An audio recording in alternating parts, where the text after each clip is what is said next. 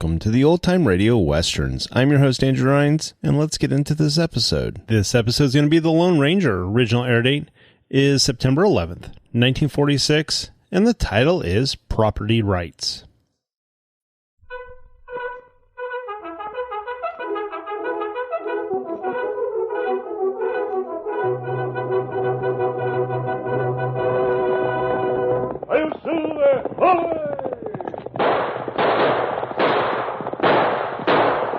Fiery horse with the speed of light, a cloud of dust, and a hearty hi-yo Silver, the Lone Ranger.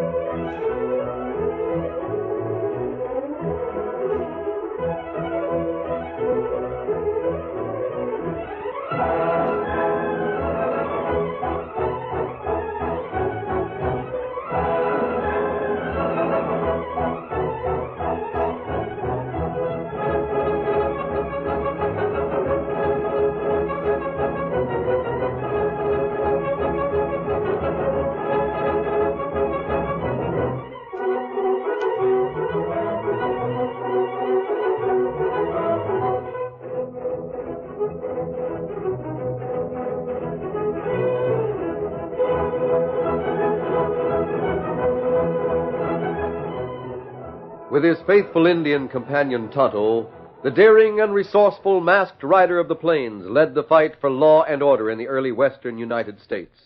Nowhere in the pages of history can one find a greater champion of justice. Return with us now to those thrilling days of yesteryear. From out of the past come the thundering hoofbeats of the great horse Silver. The Lone Ranger rides again. Come on, Silver. Let's go, big fellow. I'm Silver. Ahoy!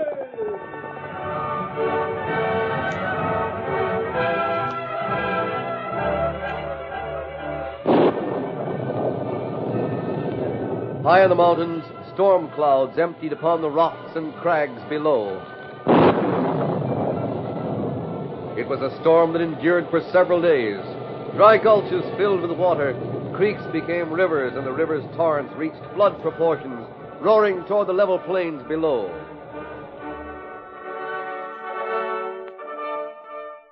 Beyond those mountains to the east, the town of Riverside, nestling in a bend of the Red River, had no hint of the distant storm.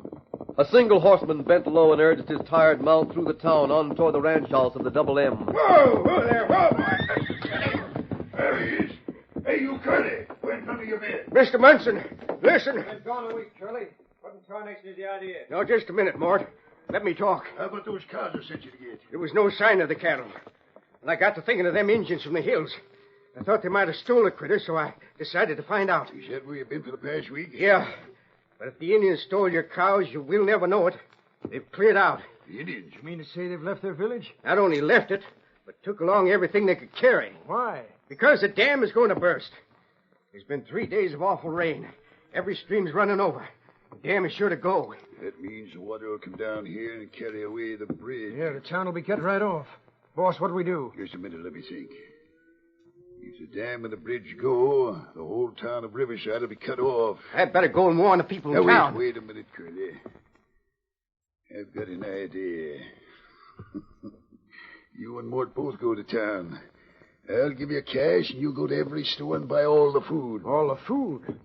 Boss, we don't need that much grub. Mort, when the town's cut off, anyone that wants to eat can buy food from me at my price.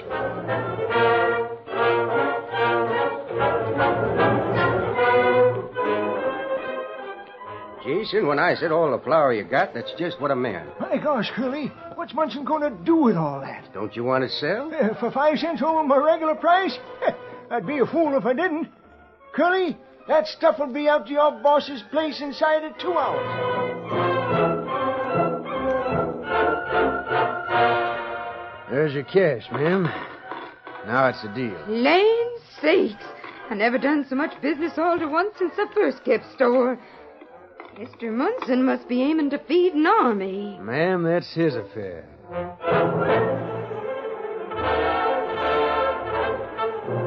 That everything, Paul? Everything? You've cleaned me out.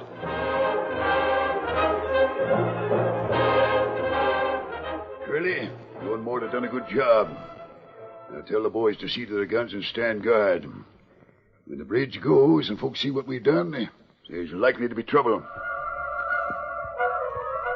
That night, weakening under the pressure of water stored behind it, the dam burst and the flood released rushed into the channel of the Red River. It followed a rocky gorge down the mountainside until it reached the plains, leveled out, then struck the bridge at Riverside. The bridge is out!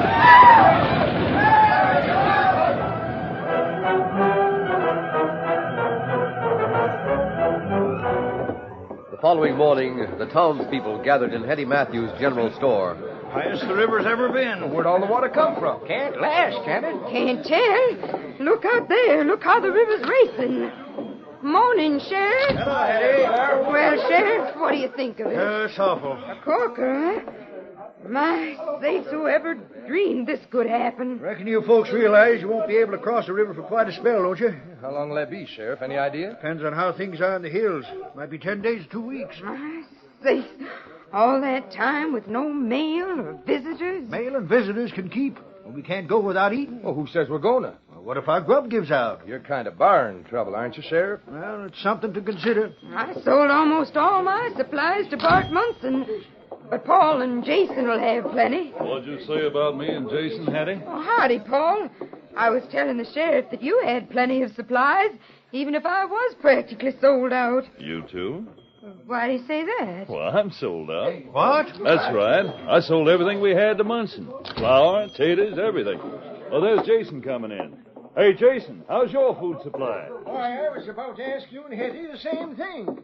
Curly from the Double M bought me. Huh? When was this? Yesterday. Well, he did the same to me. I sold to Mort, but he was buying for the Double M, too. Then Munson's got all the food in town. Well, I saw. Munson's plenty slick. Hetty, why in blazes did you sell one man so much? Well, why shouldn't I? How was I to know there'd be a flood? I wonder if Munson had word of what was a-coming. By hang, I'm going to find out.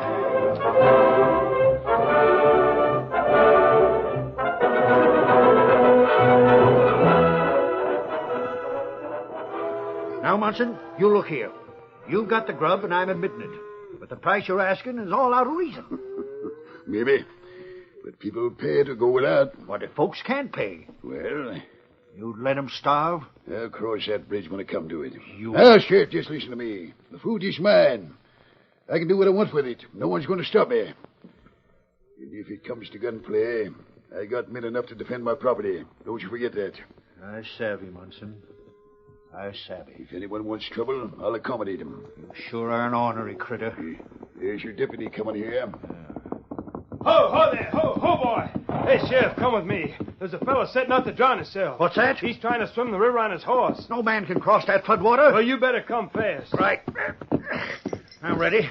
Munson, you'll see more of me. Anytime, Sheriff. I'll be right here. Get up there. Get up.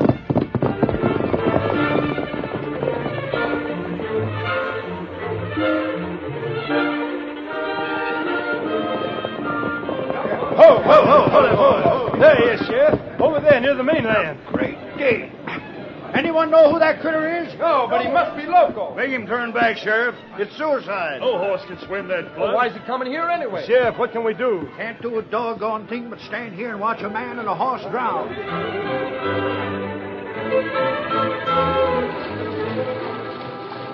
The powerful white horse fought gallantly against the surging water and the undertow that threatened to suck him and his rider beneath the surface. That's it, Silver.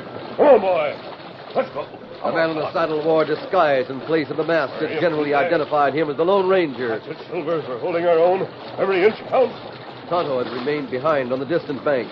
He watched the slow progress as the man and horse fought inch by inch toward the isolated village and the people who were certain they would perish.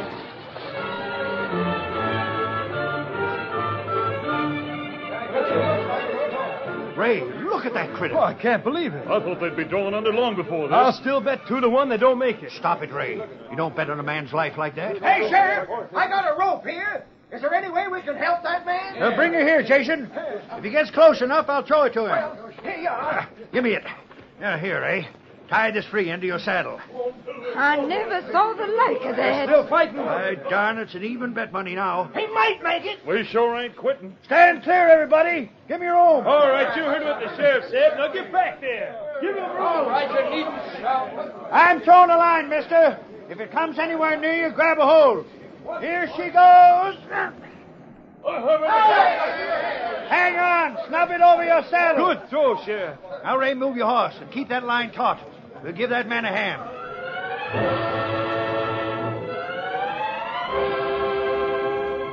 The Lone Ranger found eager hands to help him and Silver from the water to the shore. I'll be crazy. You go.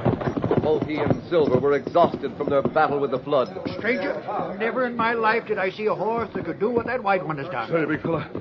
Well, Silver's an unusual horse. Why in thunder did you do it? I knew the flood had cut you off from all supplies. How are you fixed? Mister, we're not fixed at all. You made a bad move coming here, mister. Teddy's right. All you'll get for crossing that flood's the privilege of starving with the rest of us. Starving? Do you mean to say you have no food? Well, there's food enough here, but it's all owned by one man. Sheriff, did you talk to Munson? I talked to him all right. The money-hungry polecat laughed in my face. Munson? Is that the owner of the Double M? Yeah, his ranch house is cut off from the mainland, the same as the rest of us are. The only difference being he's got food. Some way he learned this flood was coming and bought up all the food in town. He sent one of his cowhands to clean out my store. Mine, too. And mine, too. I see. Now he's going to make everyone pay outlandish prices if they don't want to starve. Hey, look, Sheriff. Here comes his top hand. Mort Wilgus. He's got nerve to come here. Men have tried this trick before. What was that you said, mister? Oh, men like Munson deserve anything that happens to them.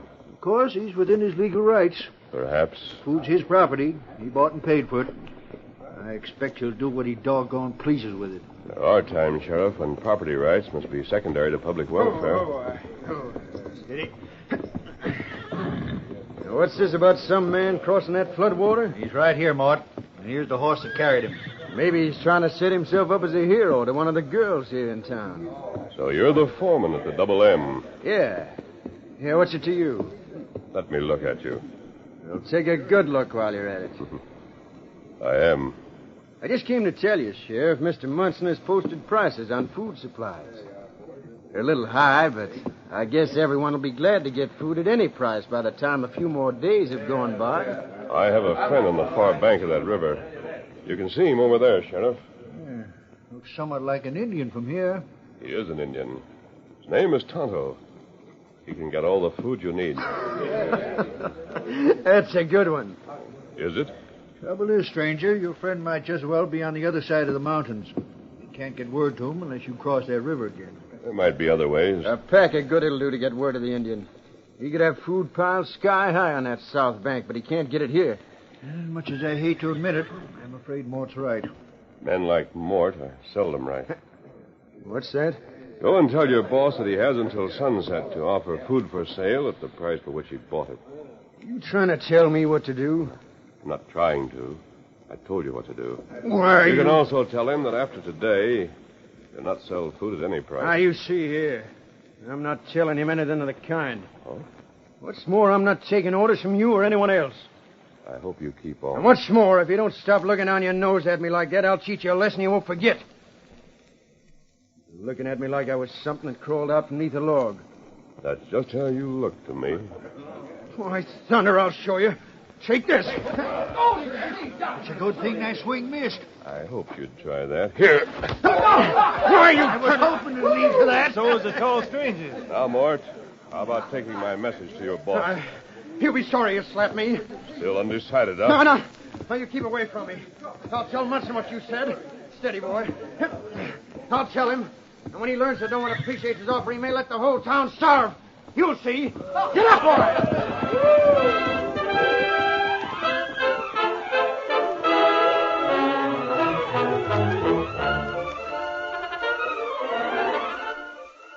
The curtain falls on the first act of our Lone Ranger story. Before the next exciting scenes, please permit us to pause for just a few moments.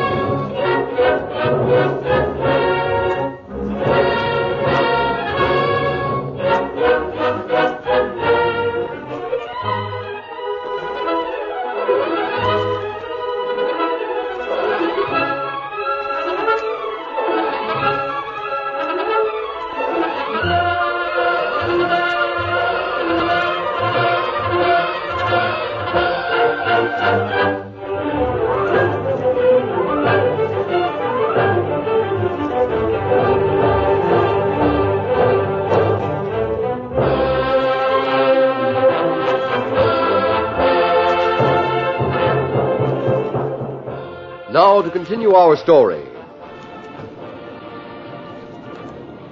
The Lone Ranger quickly won the support of the townspeople by the way he handled the foreman of the Double M Ranch. Yeah, it sure done me good to see you slap Mort. How do you aim to get word to your friend? Food across that river. Everyone will pitch in and cut logs to build a bridge. Bridge? But I don't see how. I'll show you how. We'll get all the logs you need. Whoa, way, boys. And rope. A lot of rope. Oh, there's plenty of rope. Get your teams and axes, boys. We'll cut and haul logs. Now, Sheriff, let me take your badge a But I minute. don't savvy. It's as bright as a mirror. I'm going to use it to signal Tonto.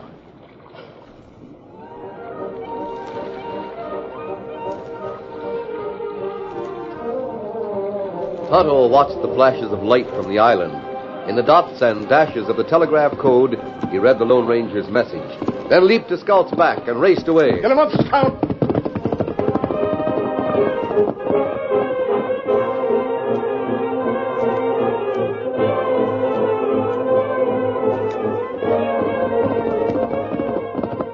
Tonto traveled hard and fast to a town a few miles distant, where he reined up at the general store. The owner was on the porch. Yeah, look like you're in a hurry, Injun. That's right. Me need plenty food and wagon to carry it.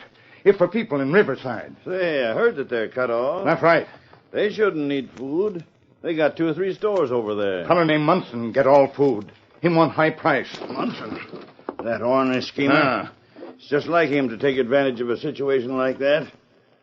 I'm downright sorry, but I can't help those people. Oh, you got plenty food. Yeah, but there's lots of people around here, and they'll need it. You see, the railroad bridge is down. Be some time before we get more supplies. What I got to save from a regular customer.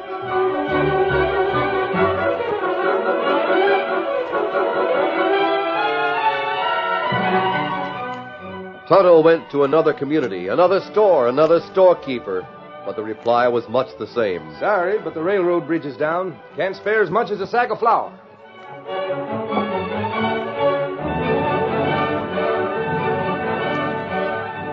I'm downright sorry, but there's nothing I can do.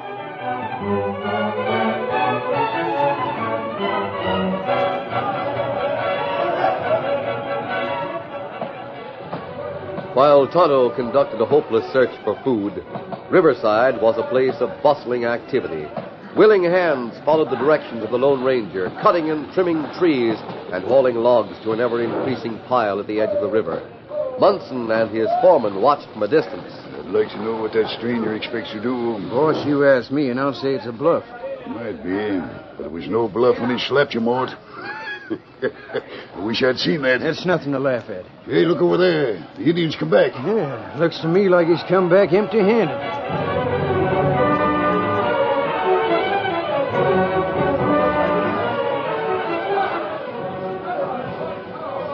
Hey, Tonto's come back empty-handed. What's he doing over there? I think he's going to send us a message. He's getting ready to shoot an arrow. There, he's let her go. Watch for it, Sheriff. Coming right this way. There, right bang in a log, not 10 feet from where you stand. We'll get it. I want that arrow. Doggone, that's good shooting. Must be all of 200 yards. There's a note wrapped around it. What's it say? Tell you in just a minute, as soon as I unroll it. Oh. What's the matter? Is that bad news? Yes, Sheriff. I'm afraid it is. Let's see it. Right here. Otto tried hard. No food. Railroad bridge is down. None of the surrounding towns can spare any supplies. Gosh, I don't know what to tell the people. There's nothing to tell them except the truth. After the way they've all been working, cutting timber, hauling logs. Oh, hang it all. This is something I hadn't counted on. Well, may as well make the announcement. No use letting everyone go on busting his neck with work that won't get us anywhere. I expect Munson will raise the price of food sky high after the message you sent him. Better if I'd never have come here, I guess. Well, it's not your fault, mister. No one will hold it against you. You did all you could. It was right generous of you to try to help us. And I suppose Munson is within the law in hoarding all the food. He bought it and paid for it. It's his property, and folks around here are great respecters of property rights. I know that. Property rights. Well, I'll tell everyone to quit. Well, just a minute. Huh? Munson would go a long way to keep us from getting food from the mainland, wouldn't he, Sheriff? I reckon so, but what of that? I have an idea. Give me your badge. Again? Yes, I've got to send another message to Tonto. Here it is. I'll let everyone keep working. Pass the word that we need more logs, more rope. We want as much as we can get between now and tomorrow morning.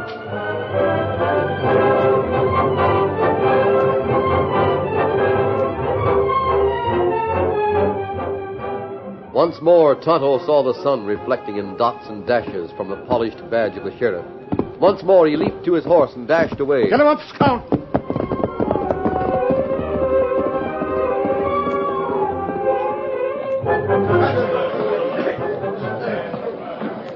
The men worked steadily, cutting and trimming the trees and hauling the logs to the riverbank. Sunset came, but no word that Munson had accepted the ultimatum given to Munson's foreman by the Lone Ranger. Work progressed through evening until darkness called a halt. Well, I sure hope we got logs enough. We have. You got rope enough there, mister? Plenty, thanks. I'd like to give Munson rope enough to hang himself. Maybe that's just what we're going to do. Huh? What do you mean by that? All of you, be here tomorrow morning. It'll be a big job to lash all of these logs together. What about the food? Yeah, what about it? I don't see no sign of it on the far bank. Wait until morning, then look across that river.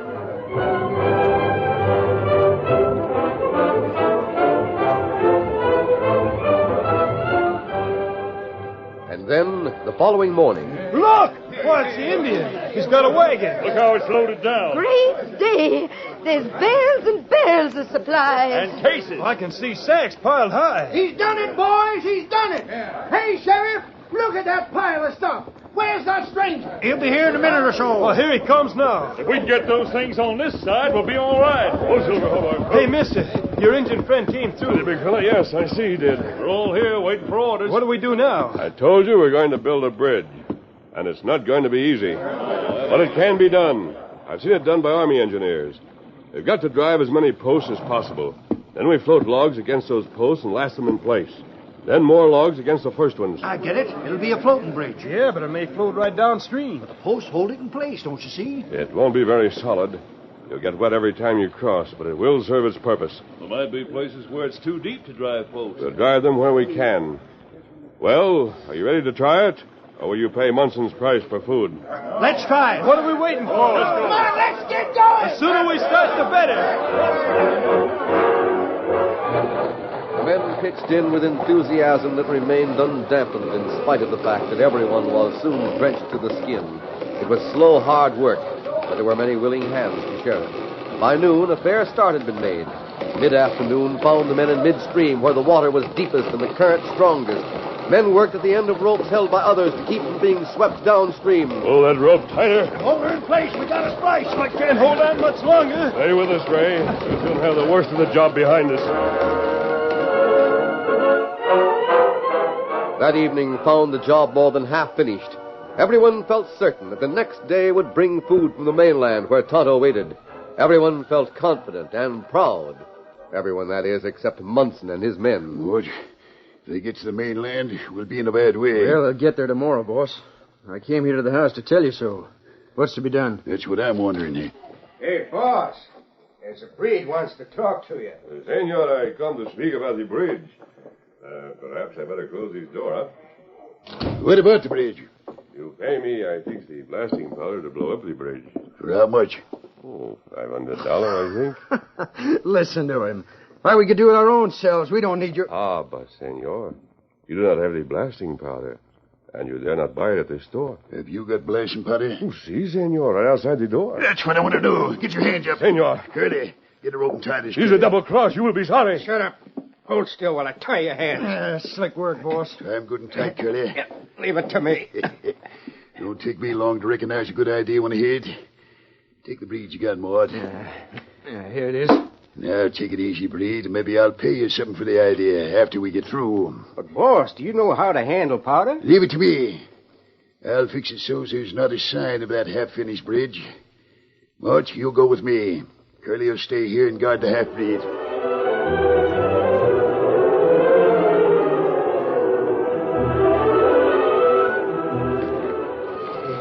Shrouded by darkness, Munson and his foreman planted heavy charges of blasting powder where the bridge was fastened to the land, then crawled out on the logs and fixed more explosive at each of the stakes that had been driven down to hold the bridge. Got that one set and fused? Yeah, that's all set, boss. Is the main fuse connected? Yeah, we're all set. Then we'll get back to the mainland and light it. Then we can watch the fun. Munson and Mort hurried back across the logs. There they crouched to shield the match from the wind. It was Munson himself who lighted the fuse that would fire all the blasts. Here we going in a second now. You've gone far enough. Pretty far, Munson? What's this mean? We watched every move. I'll put that fuse out. Thinking to destroy our bridge, huh? That bridge was partly my property. And partly mine. Ain't mine. I furnished the road. Boss, the whole town's here. And the whole town is mad. We ought to hang these two for trying to destroy our property. Let's hang No. Don't hang me, boys. Don't do it. Sheriff, you gotta protect me. There's not much I can do, Munson. These folks worked hard on that bridge. They'd overrule me. Let's string them up. No, Munson's the one. I just worked for him. Don't string me up. If we hang Munson, we can get his food. We won't have to bother with finishing the bridge. What are we waiting for? Just a minute. Wait a minute. Munson, you might win a measure of goodwill by offering to share your food. Oh, I will. Listen, folks, you can have the food. I'll share it with everyone, honest you will. Now you're talking sense. Boys, get your wagons and go to Munson's place. Move that grub back to the stores where them that need it can get it. Come on, Munson. We'll take you with us. All right, I'll go. Hasta la vista, senor. That voice. Come on, Munson, on your way. Tomorrow, Sheriff, you might tell Munson that the cases Tonto has piled up across the river are empty. Yep, I'll tell him. What's that? That's right, Mort. Hey, wait. That man, he's the one that come to Munson's like a breed. I remember the voice. Yep. Well, he's the one that slapped my face. He was disguised. He's wore a couple of disguises since he got here. You see, he's the Lone Ranger.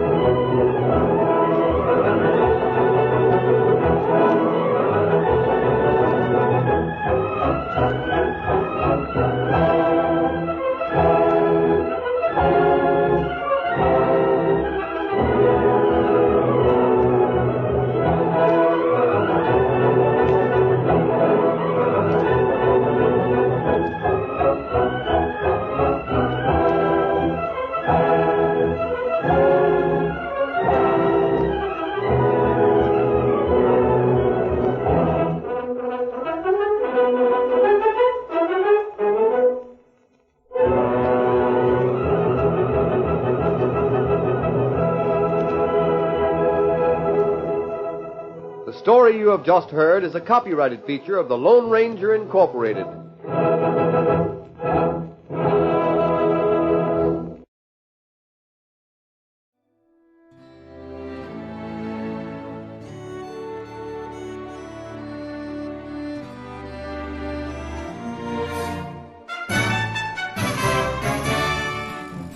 This has been a presentation of OTRWesterns.com, and we hope you enjoyed.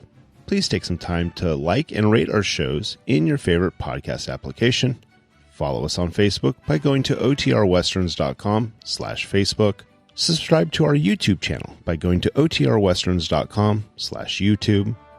And send us an email, podcast@OTRWesterns.com. You can call and leave us a voicemail, 707-986-8739.